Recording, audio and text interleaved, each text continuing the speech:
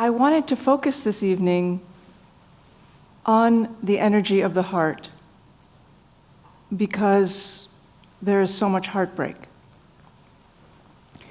And it's an incredibly fraught and tender time. And there's a lot of fear and agitation and shock and so on. And we are in fantastic shape because we have at our fingertips the practice that can help us return to balance in all cases, which is the practice of meditation, which we'll do. Instead of starting with a practice and then doing a talk, which I think is normally what you guys do, it's going to be a little more interwoven. I want to say a few things, then we'll practice, and I'll say a couple other things, and then I want to leave time for a conversation, because at a time like this, it's good to connect and share what we're experiencing. Please do not hesitate to cry. Please do not hesitate to offer Kleenex to someone who may be crying. It's so good to be in community at a time like this, so I thank you very much for being here, for yourself and for each other.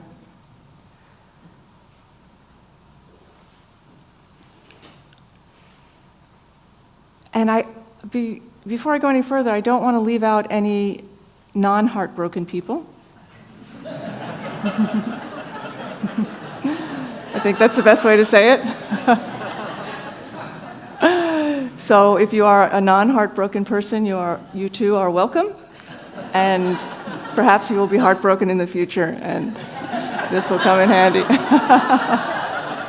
I hope not. But seriously, all stripes are welcome. So let's look at heartbreak. First, just place your hand on your own heart. And if that feels weird and you don't want to do it, you don't have to. But just feel your own warmth.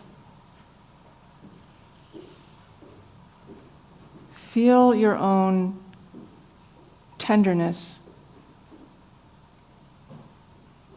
and goodness and longing for a sane world. That is who you are. And the sadness that we may feel, you can put your hand back down if you like, or keep it there, is inextricably woven with love. Because that is what heartbreak is. It's love and sadness together. If it was just love, it wouldn't feel like heartbreak. If it was just sadness, it would feel more like depression. But this particular state that many of us find ourselves in combines the fullness of our heart and the depths of our sorrow. So I thought it would be useful to look at what it means to have a broken heart and what the power is in such a state. Because as far as I can tell, and I actually did write a book about this, called The Wisdom of a Broken Heart 5 or 6 years ago, it is a source of extraordinary power. And in the lineage I practice in, the Shambhala Buddhist tradition, it is considered the mark of the spiritual warrior, is a broken heart. And if your heart is not broken, your warriorship is considered untrustworthy, or in meaning conceptual, not ill-intended. So when your heart is broken, the following things are usually true. You are incredibly sensitive to everything in the environment. The slightest gesture of kindness fills your heart, and the slightest gesture of impoliteness, meaning just not seeing you, can topple you and make you feel despairing. So normally our range is something like this, but when our heart is broken, it is something like that, this. We can tell what other people feel much more readily in this state of heartbreak. We can read people. We can see the sorrow in their faces, or the lack of sorrow, or their indifference, whatever it may be, we can tell.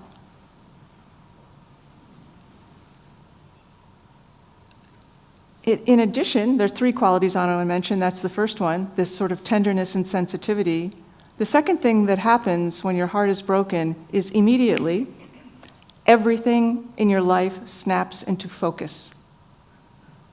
You see clearly what you're doing with your life, the circumstance that you're in, the world that you live in. Whoop, suddenly we're seeing something we didn't really know. And whatever degree of BS you're engaged in, diminishes by half, at least. Your interest in non-essential activities or wasting your time disappears. It'll come back. So don't be afraid. But suddenly, you're very awake. And the third quality I want to mention is whatever you thought was important 5 seconds ago or yesterday at 7 p.m., you now know probably isn't that important, because now we know that what is really important is how we treat each other, is love, and our ability to take care of each other, connect with each other, to reach across seemingly unbreachable divides, to find our way back together as a country. There's nothing more important. What I saw is that our real problem is not any policies or politicians that we might be subjected to. It's that we hate each other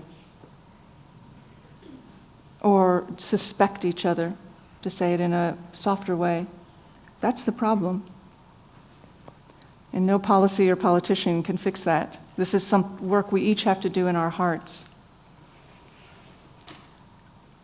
So you're very sensitive and tender.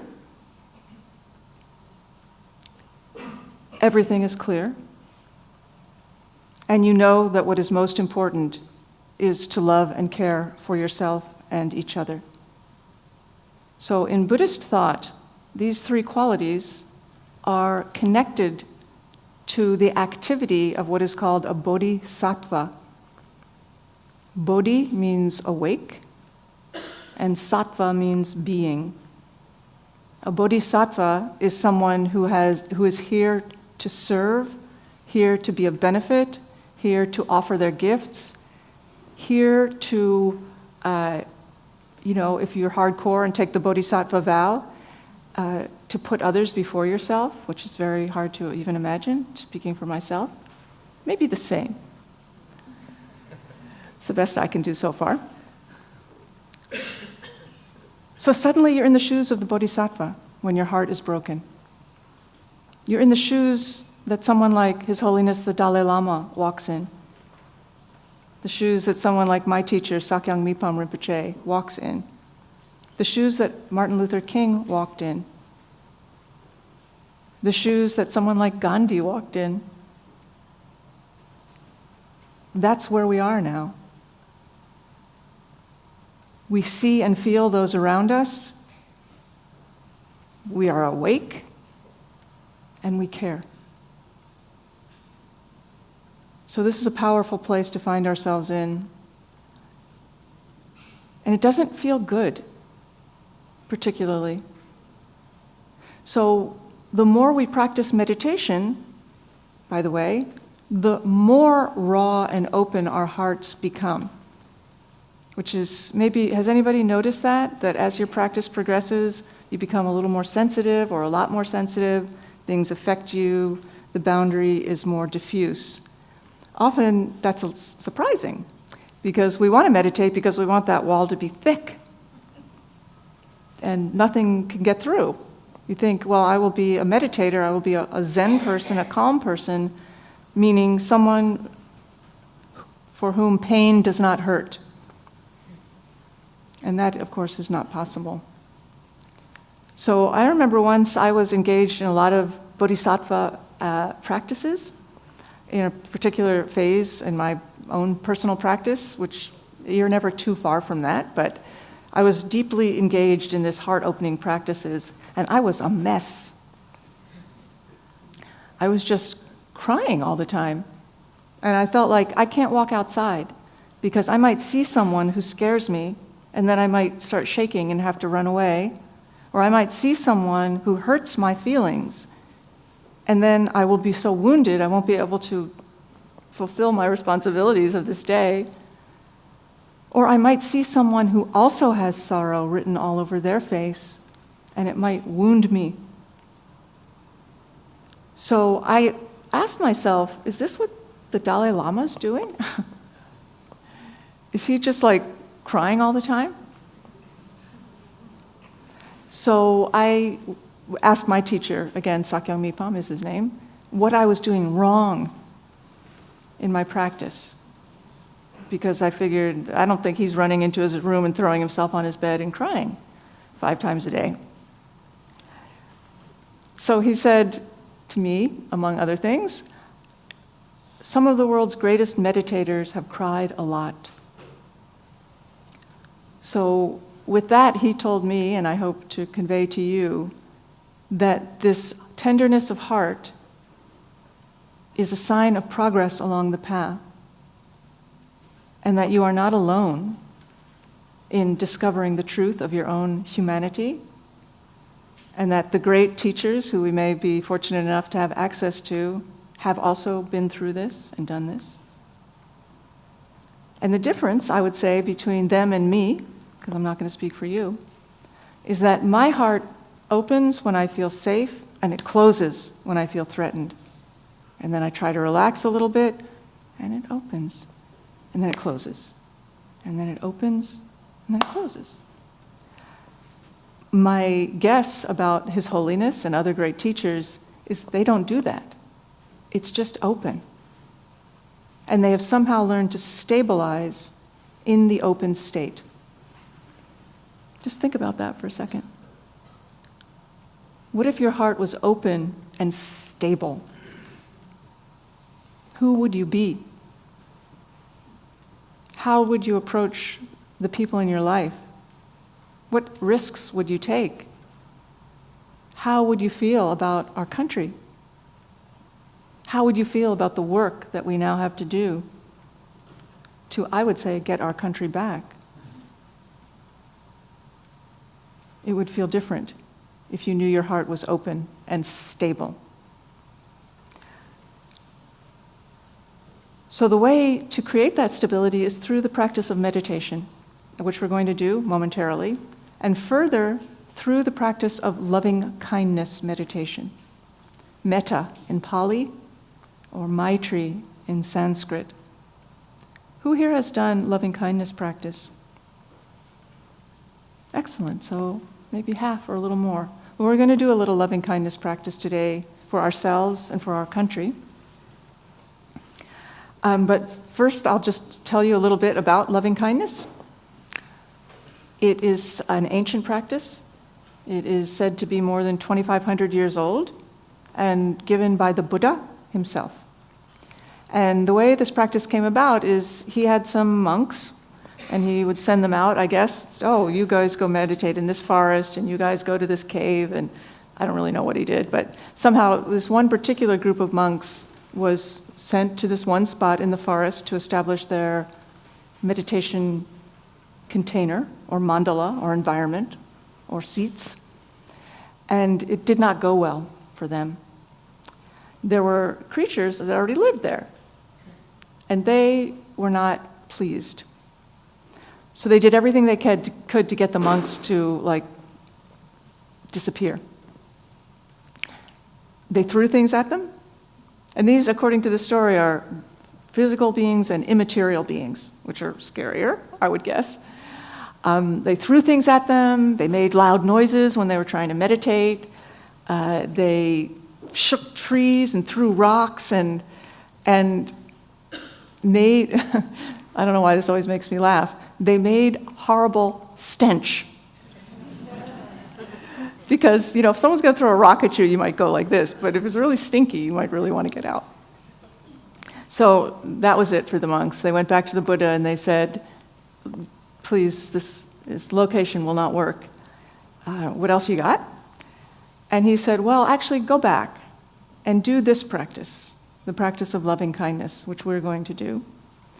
And according to the story, not only did these enemies, these beings, stop harassing the monks, they flipped completely and turned into their protectors. So this practice has the capacity to turn enemies into family, which seems unthinkable right now. And I understand why it does.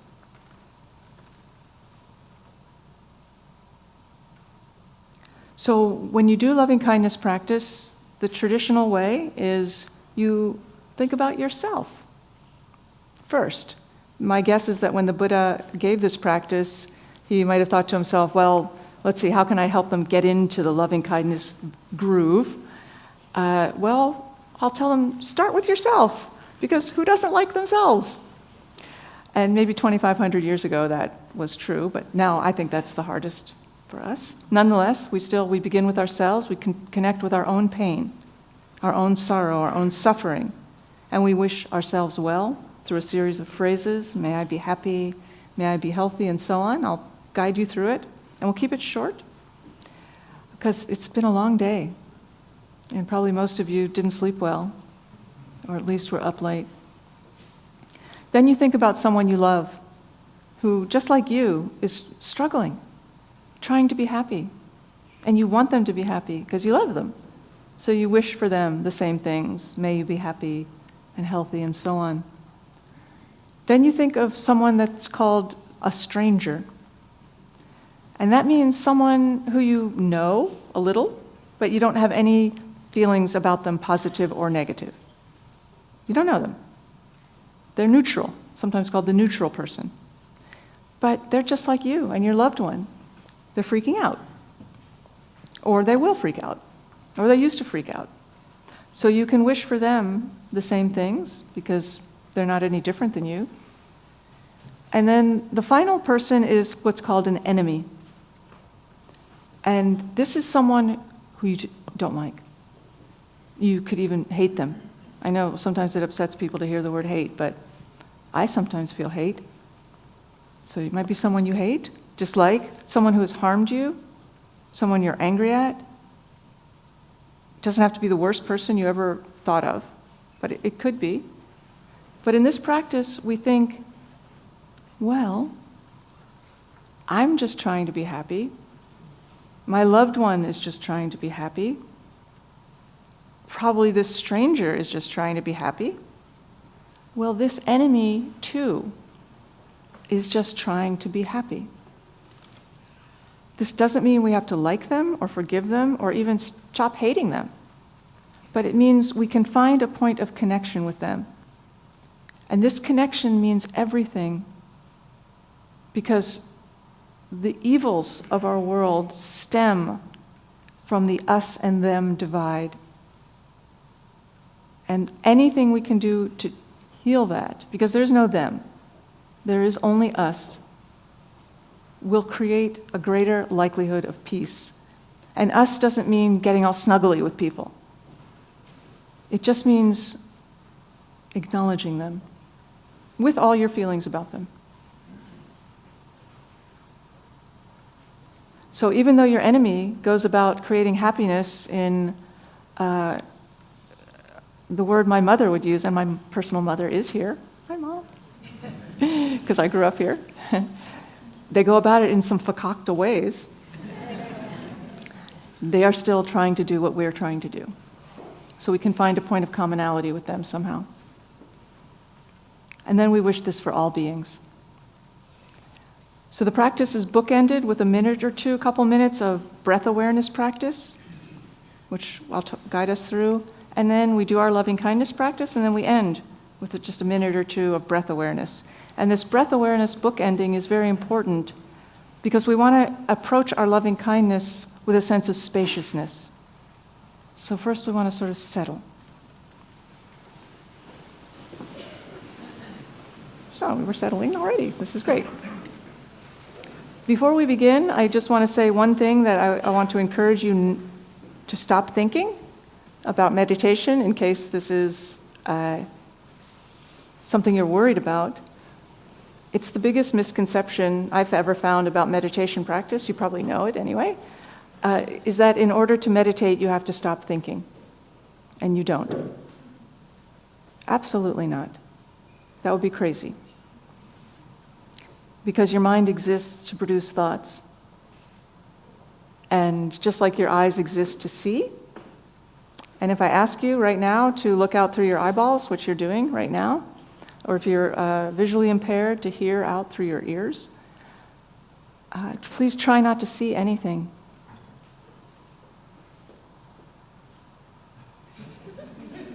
Or hear anything. It's very, very frustrating. And we want to pick our battles in meditation, and this is not the one to pick. So you do not have to stop thinking. Your mind is going to continue to make thoughts, no problem. We just take a different relationship to our thoughts. Does that make sense? You probably knew that anyway. Okay, so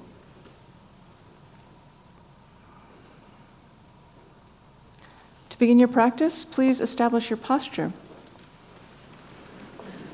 And it just basically means to sit up straight. Your feet can be flat on the floor if you're in a chair, or you can sit cross-legged on a chair. And people are sitting on the floor, cross-legged or kneeling, all of that's great, fine. And we want to sit up straight because we want to begin our practice by proclaiming our dignity. And just by taking this upright posture, we can connect with that sense of dignity.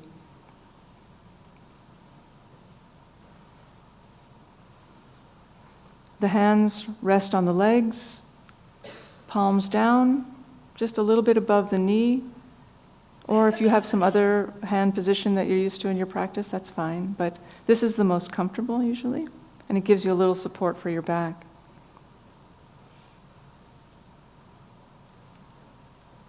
Soften your belly. The area around your heart.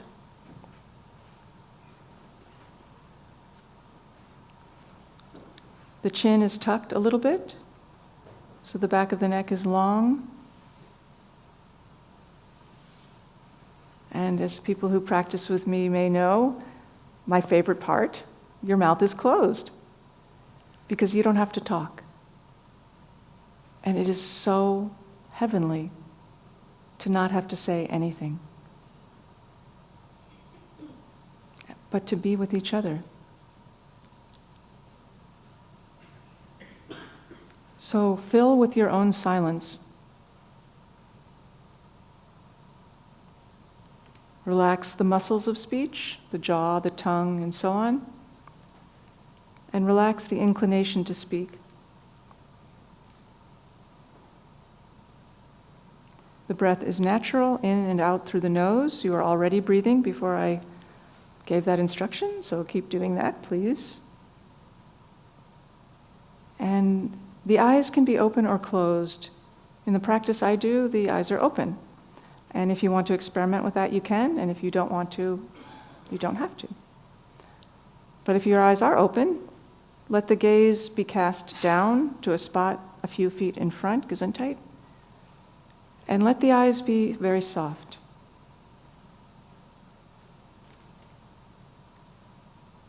And whatever distance you're gazing at, see if you can focus your gaze in the middle distance.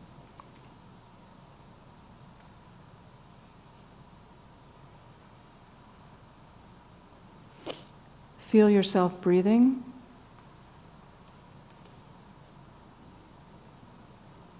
And let your attention rest on the cycle of breath.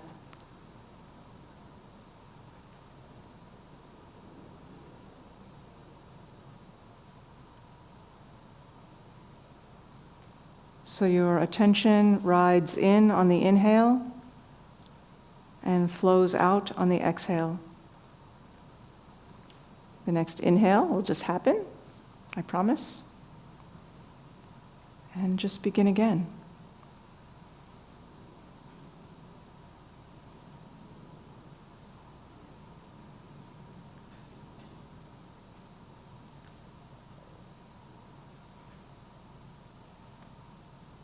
Feeling the breath.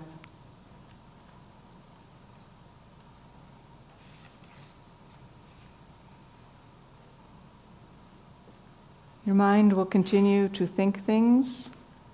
Most of your thoughts will not distract you from your breath. They'll just sort of come and go. But if at any point you notice that you are absorbed in thought and have forgotten about your breath, that is fine. It's actually great, because you just woke up, Gesundheit, and saw where you were. So simply let that thought go, or that line of thought. Gently, kindly, respectfully bring your attention back to the breath, like you are escorting someone to their seat. Please take my arm, come on back. And take a fresh start. And in meditation, you are allowed, when it comes to fresh starts, an infinite amount.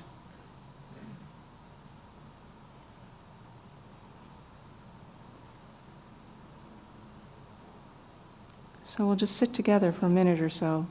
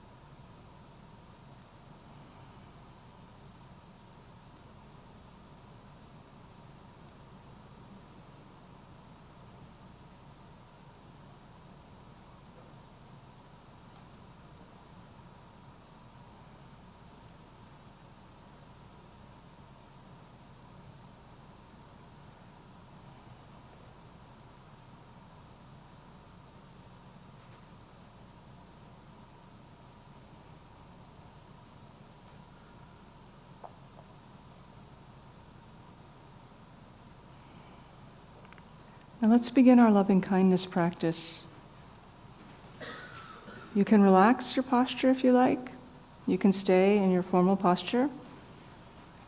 If your eyes are open, you can close them, or you may leave them open.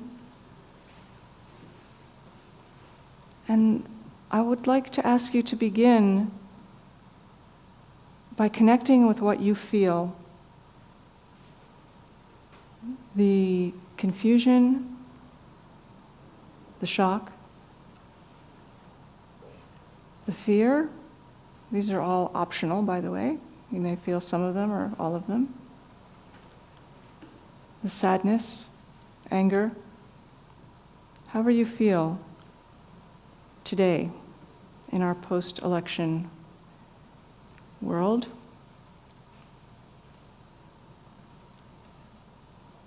And recognize how hard you work to make this world, your world, a decent place.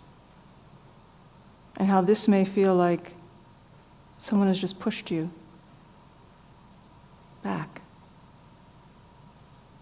But feel your longing anyway for a good human society. And wish for yourself, may I be happy. Say to yourself silently, may I be happy.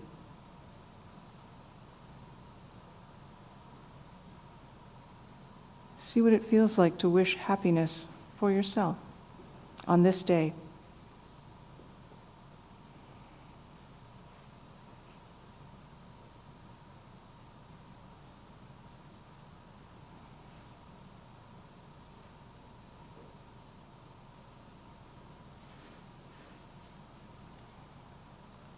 May I be safe. May I feel protected and safe.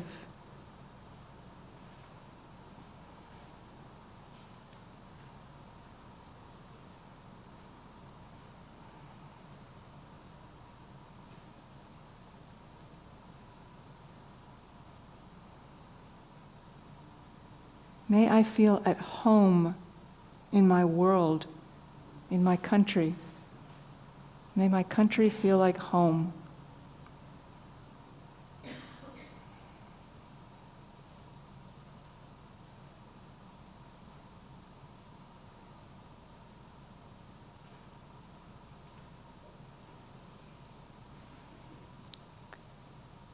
Now please bring to mind someone you love who is also struggling with the circumstances of this day, for whatever reason. Someone who, when you think of them, your heart just softens. There's no question that you want them to be happy. That impulse, that wish for their happiness comes into your mind the moment they do. Could be a child, a parent, a partner, a friend, an animal. Someone who may be harmed by the current circumstance and is struggling, and wish for this person, see their face in your mind's eye. May you be happy. I long for your happiness.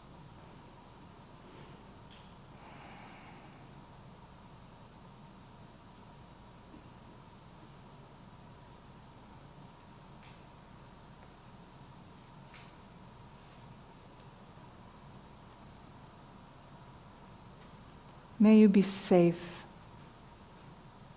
protected, held, safe.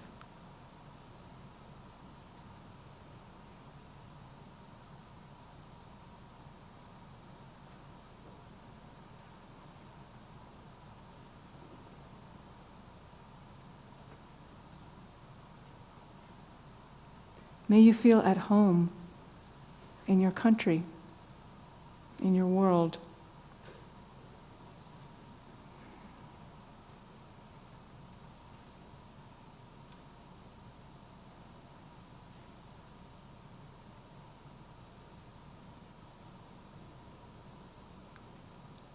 Now, please bring to mind a stranger, someone who you just don't have feelings about, but you kind of know them, but you don't have positive or negative feelings about them.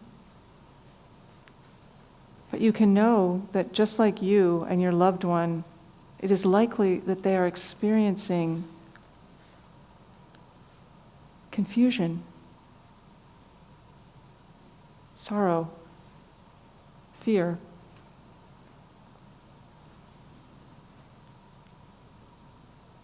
They're scared. And you can wish for this person too, without knowing anything more about them, that other than that they are just like you. Wish for them, may you be happy, completely happy.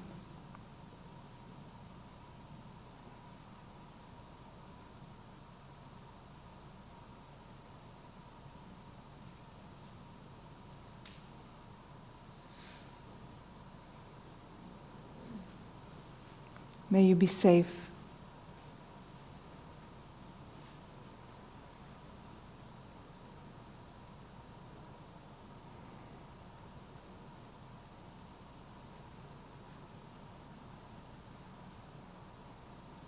May you feel at home in your country.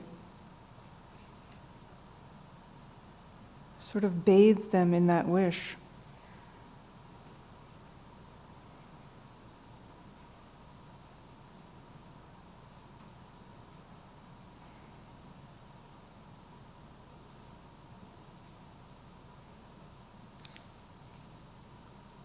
Now let them go and bring to mind an enemy, someone who you do not care for, you do not like, even violently dislike. Someone who may have hurt you, or someone you know. Could be someone you know, or it could be someone that you know of. And look at them. And imagine that whatever insane things they do, underneath, like you, your loved one, the stranger, they are also simply trying to find a way to be happy and feel safe, because all beings have that in common. Not just humans, but animals and so forth. So just acknowledging that, see what it feels like to wish for them. May you be happy. May you find contentment and happiness.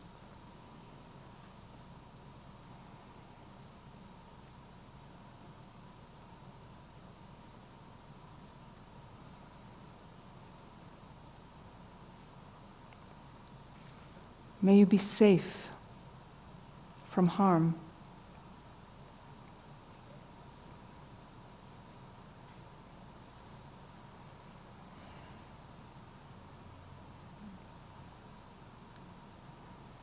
May you feel at home in your country, in your world.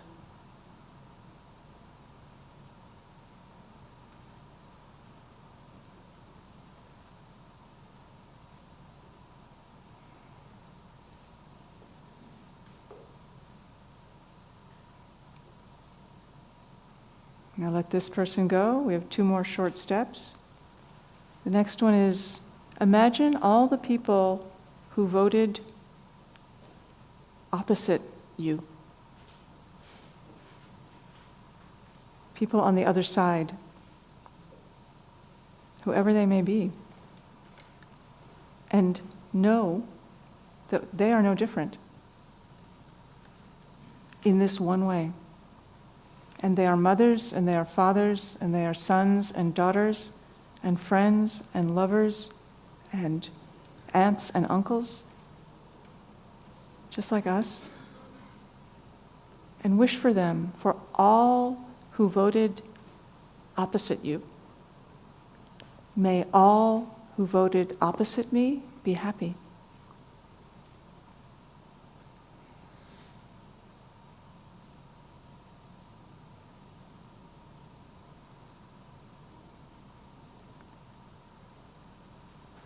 May all who voted in the opposition be safe.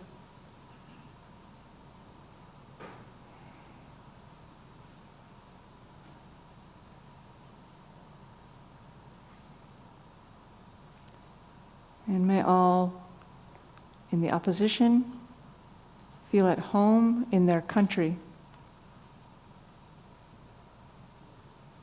welcomed and at ease.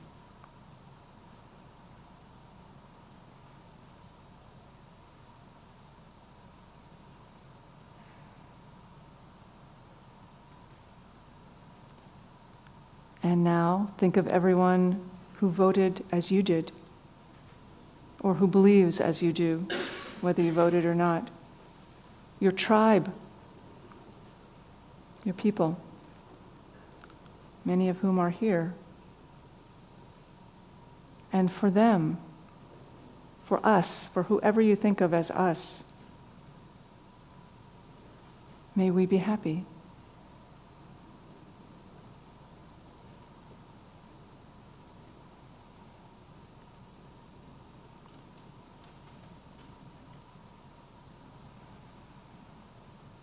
May we be safe and feel protected and unafraid.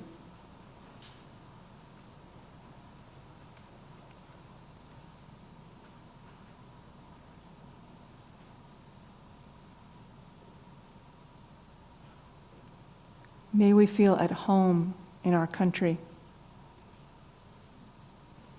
in our world.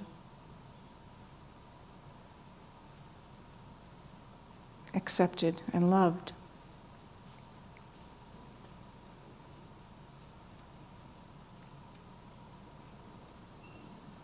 And finally, for all beings everywhere who struggle with finding a place in the world, and I'm not just talking about people, but I'm also talking about animals, may all beings be happy. Your heart is big enough to wish that. May all beings be safe.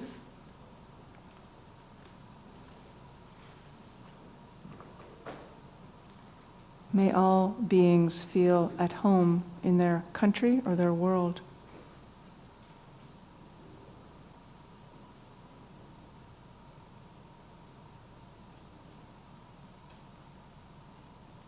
Now please let this practice go and just sit with your own breath for a few moments.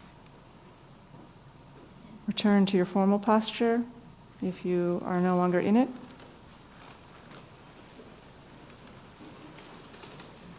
Let the loving kindness technique go completely. And allow your attention to ride the breath.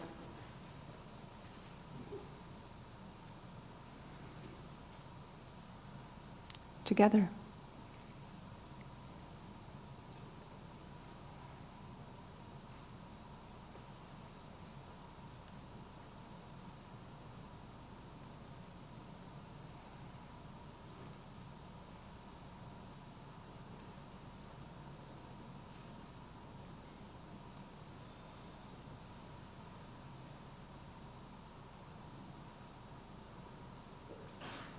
Gesundheit.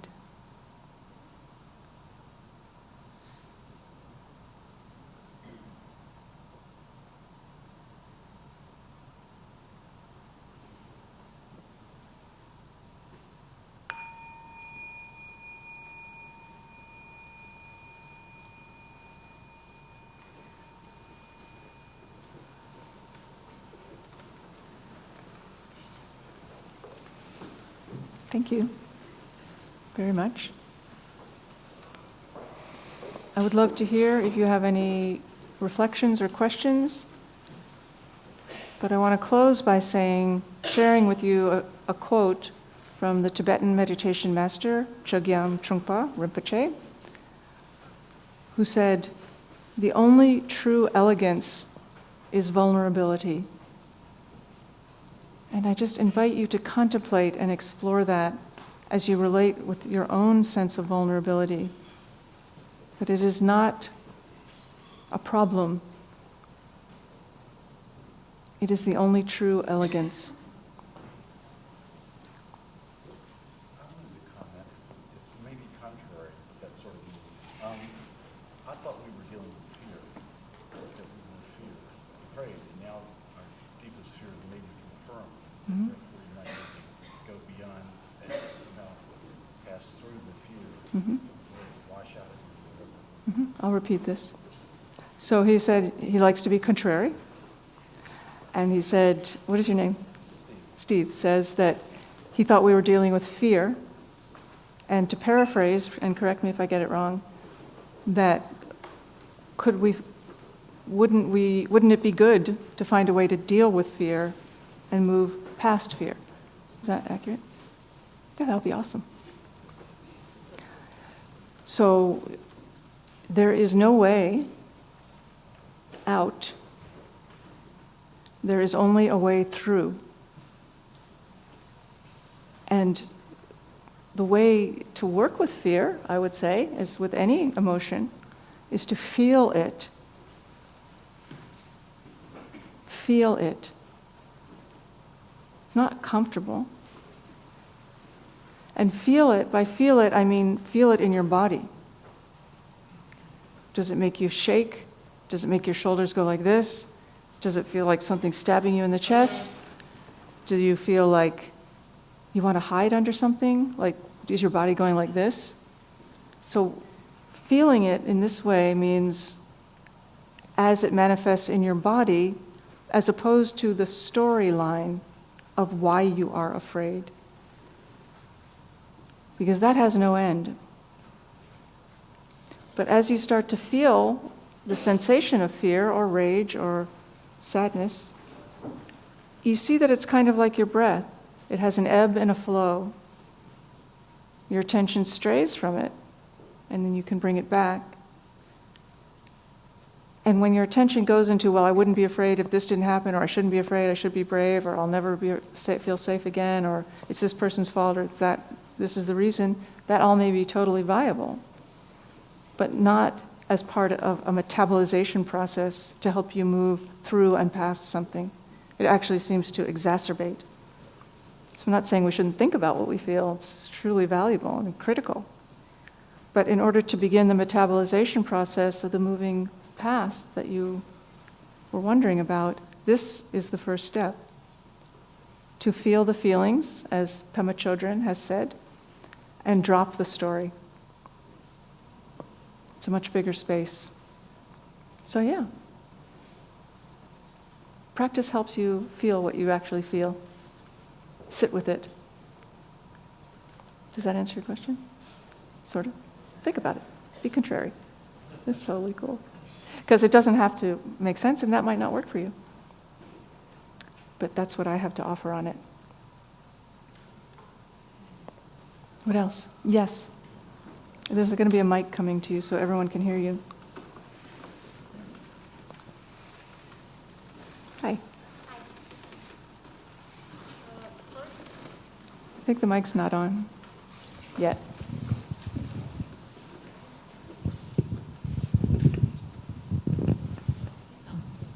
Okay.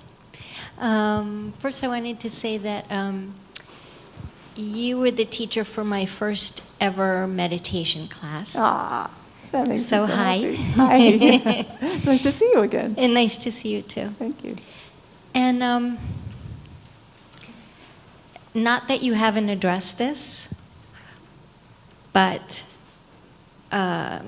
you know my head is spinning some, so I'm looking for a context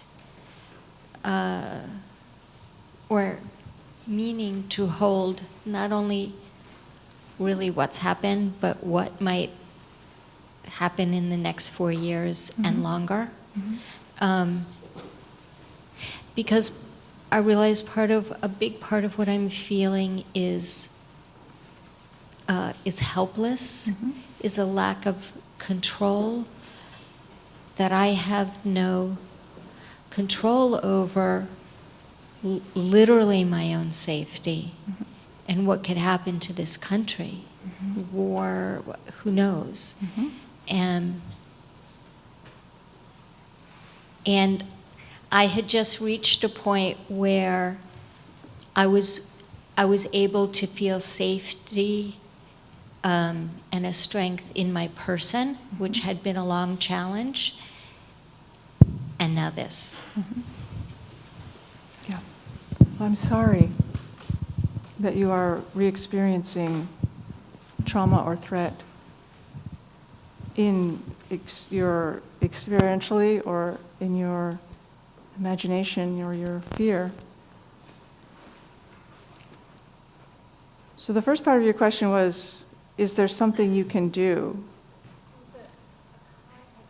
A context to hold it in.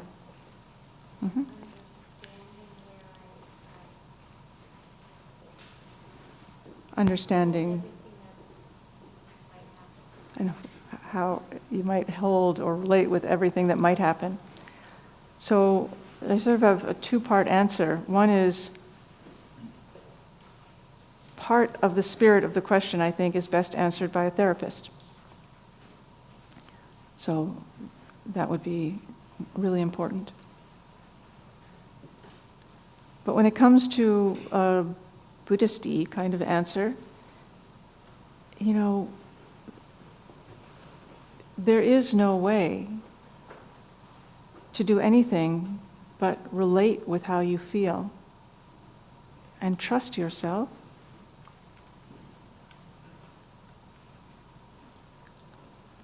And remember that there is nothing that is not impermanent.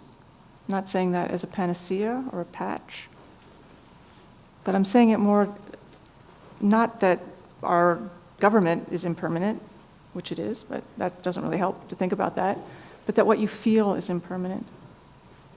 And that what you fear may come true, and it may not. And the more you're able to relax, which doesn't mean feel comfortable, it means allow and be awake and pay attention. That is synonymous with relaxing. The better able you'll be to take care of yourself. And I wish you well. And may you be safe. And when we're afraid, we feel helpless. And I gather that from what you're saying. I feel helpless. So when we feel helpless, we try to get something to make us feel stable. It's quite human, and sometimes it works. But the surefire, this may sound oversimplified, but the surefire way to recover a sense of agency is to express generosity. Because generosity itself is a gesture of power and richness. And fear, and wanting something to assuage that fear, which of course we all have, and I hope something will, you feel poverty-stricken. I'm not saying that at all as in a pejorative way. But to counterbalance that, if you find someone else who is afraid as you are, especially helpful, afraid in exactly the same way you are, and try to help them in some way by saying hello, by giving them a book, by asking them how they are, by looking at them with kindness. Could be tiny. You feel that you're drawing on your richness rather than your, an empty hole that needs something. So the generosity and kindness to others is not like just a sweet thing. It is an empowering thing. And it is almost always better for you than for the person on the receiving end, or at least as good. So connect with your strength as well as your vulnerability. I hope it will go easily for you. You're welcome. Yes. We'll take maybe 2 more. We won't keep you all night. You spoke about the clarity that can come from a feeling of heartbreak. Mm-hmm. And I would ask for your advice once the heartbreak starts to end, to maintain that sense of clarity, because the things that I have realized are important to me and that I want in my life in the past 24 hours, I don't want that sense of urgency around those things to fade as the heartbreak mends. Very good question. Did everybody hear that? Yeah.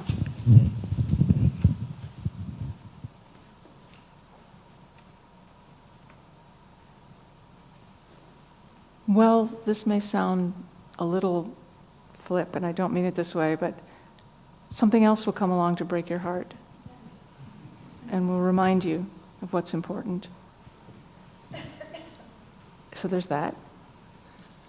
But there's also other people. Your sangha, your friends, your colleagues, whoever shares these priorities with you. Once, even if you look at them or think of them, sometimes it comes back when you're engaged in an effort with someone, and then you just think of them, you remember. So we forget constantly. It's not because there's anything wrong with us, it's because we have busy lives and we get distracted and we're human beings. But if we can build in some formal way of remembering our priorities, when the sense of emotional, like, edginess starts to fade, which is nice, sometimes the intensity of your commitment to your principles can fade with it. But if we find other ways to remember that intensity, again, either through dialoguing with people, reading something, journaling. I remember for like 3 or 4 years, I journal usually most mornings, and I would write down my 3 priorities, not for the day, for my life, and they were always the same 3. I probably wrote them down every morning for like 5 years, because I would forget them. I would like to write a book, like things that you think, oh, I'm not going to forget that. But I did. So just even that simple, I'm going to write those 3 things down and see, how do I feel about them today? How do they strike me today? Where is my inspiration right now? It's very rich. It's disappeared. Fine. I'm coming back tomorrow. And trust each other. Count on each other. That's the most important. You're welcome. Yes? If you don't mind my asking, what were your 3 priorities? Oh, why do you ask? I'm happy to tell you, but why do you ask? I'm just very curious. Okay, well, my first priority was I would like to write a book about meditation. It's out there now. I have an online community, as was mentioned, that had, I think at the time I started doing this, about 5,000 people in it. I would like to build that to 15,000 people, and now it's close to 20,000.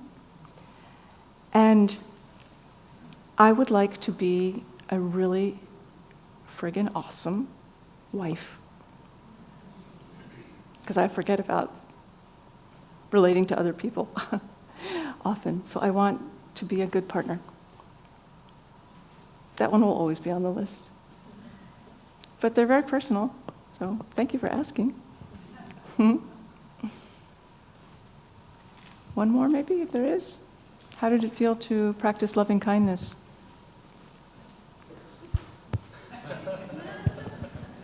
Did it help?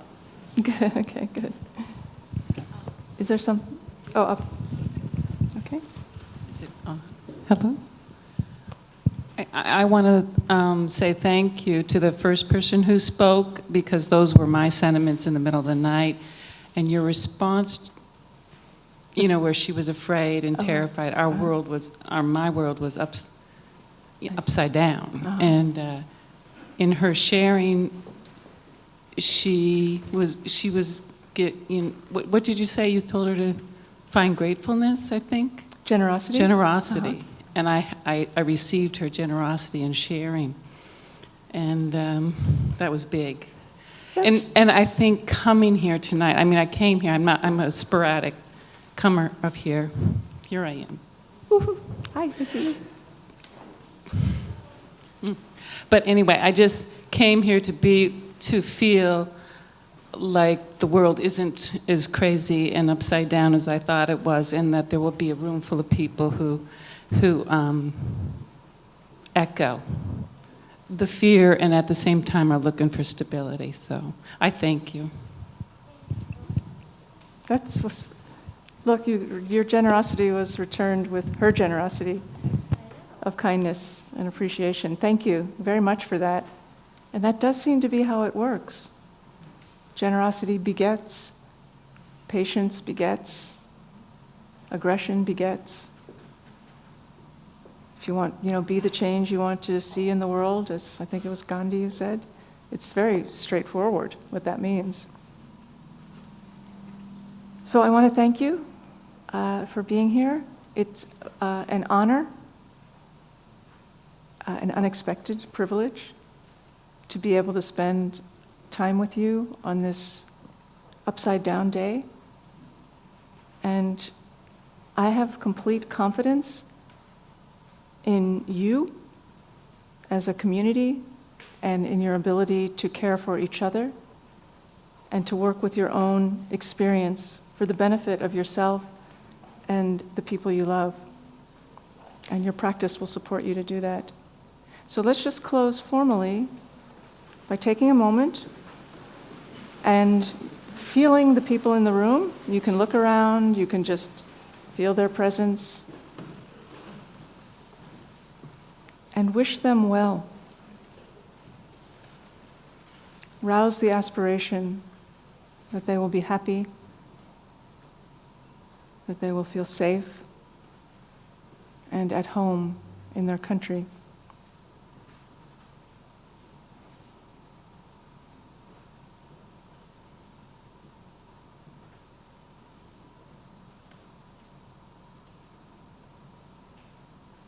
Thank you.